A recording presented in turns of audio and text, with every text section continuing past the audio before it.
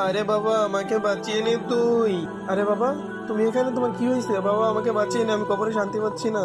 বাবা, তুমি না সারা জীবন ভালো কাজ করে গেছো, নেক কাজ করে গেছো, তাহলে তুমি জান্নাত পাও নাই এখনো?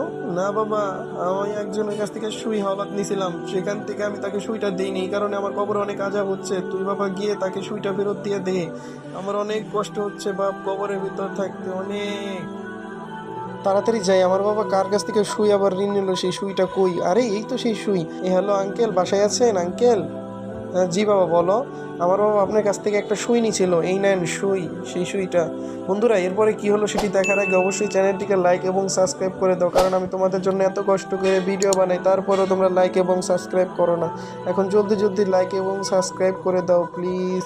বাবা, আমি এখন অনেক সুখে আছি, আমার জান্নাত লাভ হয়েছে। বন্ধুরা, এর থেকে আমরা বুঝতে পারি দুনিয়াতে কারো কাছে কখনোই তোমরা ঋণ থেকো না, কারণ দুনিয়াতে ঋণ থাকলে আখিরাতে তার সাজা ভোগ করতে হবে।